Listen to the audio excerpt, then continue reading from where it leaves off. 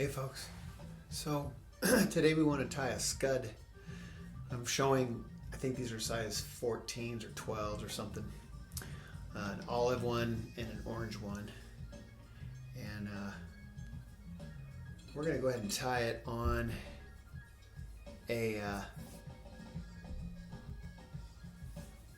think this is a size, oh come on, you've got this in here somewhere. I think it's a 10 standard. But anyway, you're supposed to tie it on a curve that has a significant curve in it to imitate how they look kind of like a shrimp and they have kind of a curvy body. So I accomplish that simply by starting on, I'm gonna wind thread all the way back to this curve here. And that way my tail's gonna look like it's curving down. You can see it on a previous one. I mean, I didn't do it perfectly, but you can see the tail's kind of at an angle, so that gives this thing kind of a shrimp-like curvature. Anyway, experiment with that. I'm not sure that the curvature makes a huge difference, but you never know. So anyway, I'm going to go ahead and lay down a thread base. I've got olive thread. I think I do a typical denier of 131. Is that what it is? Oh, it says right here. 136D. That's just strong enough I can yank on it and tighten things up a bit, but it's not so strong that it looks like rope. You want your thread to be not very visible. All right, so I'm roughly at the part of the tail where I'm gonna make my tail go that way. And for tail material, I forgot to tell you, the final part of the tail. And, I didn't talk about materials at all yet. Oh, how dare you. So we're using this stuff called pearl chenille large because it's hairy. It's very hairy. And then we use a scud back, and I'm using a dark olive. Now for this pearl chenille, I'm actually using the olive color. I just can't find the bag that it comes in. And then part of the tail is made from flashabou, and also I do a rib. I tie a rib around this. You can kind of see it on this one. You can see there's that rib going around it, and it's made up of that flashabou. So what I do is I take a small piece of flashabou, just a single piece, and it's going to end up being the tail and the rib that we wrap around. And then I peel off some grizzly hackle. I just want some fibers. I'm just going to peel off some fibers and then try and keep them together. Good luck. Usually you have to spit and wind it together. Come on. All right. Now you've got those. Those are your grizzly fibers, and then I match it up with my piece of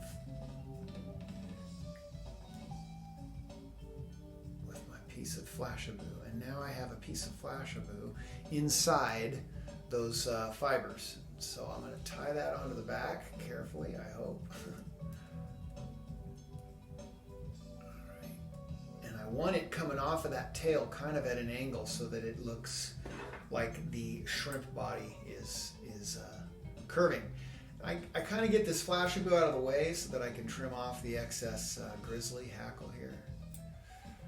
All right, and I might even bend that back just to keep it out of the way. All right, so now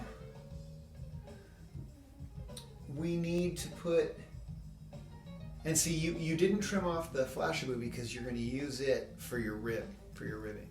All right, so now it's time to put on the scud back, and I just try and park this thing under here, and then just kind of get over it. There we go, and it usually goes down nicely, like it did there. That was a miracle. And at this point, I can straighten the hook out because nothing I need to do anymore is curved. Okay, now I'm going to put the body material, that chenille, that pearl chenille large, and see all the hairiness of it is going to be wonderful to make it look like little legs from this guy. So I park him under there too, tie over the top of him, and now I'm going to go ahead and go all the way to the front because we're done. We're done with the back. And now's the fun part. So now we're going to wrap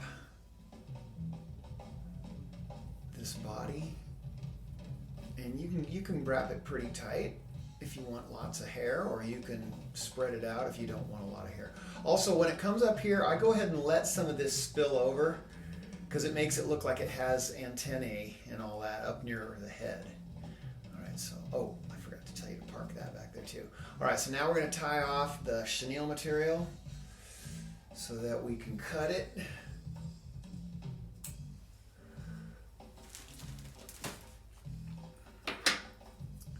Okay, and if you want, you can kind of pull some of these antennae back just to give yourself some room to tie that back a little. Okay, what I do is I trim these off. I know that's heresy to most fly fishermen, but you could maybe try and fold them down so that they make legs, but there's so much leg material under here, I just don't worry about it. So I trim off this top, and I even trim a little bit of an angle to the side.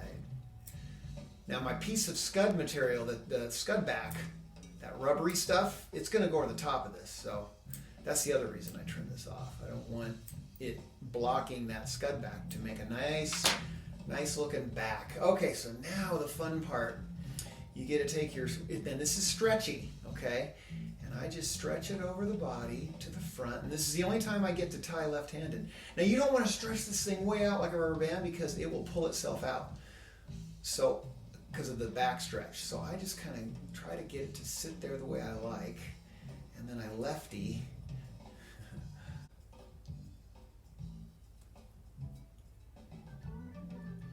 All right, there we got it. And then you got to kind of position this back so that it looks like a back. Okay, sorry about that. That was atrocious. And then I usually leave a little bit out here on this so that if it does want to suck back, I can sort of narrow that down. Okay, now I don't think this part is important, but you never know. You can leave this out if you want, but you then have to take this last piece of flashabou and you got to kind of wiggle it under all those hairs and start making yourself this little rib so that this guy looks like a segmented crustacean. And then once this gets up to the head, you just tie it off like anything else. Now that may look like a lot of work to go through to get a Scud. The ones I looked at the store, number one, they weren't big enough. They were smaller. You know, they were smaller than my small ones here, and they were made out of this dubbing, and the fish tore those up in 2 seconds flat, and pretty soon you have a worthless fly. I believe this rib adds extra strength. And then, of course, I tie pretty tight when I tie things off. So I'm going to tie off my head here. I think I may have done that a little too far. That's all right. You learn on that, too. Don't cover your eye hole. But anyway, I'll go ahead and finish this off with the whip finisher. Now that my...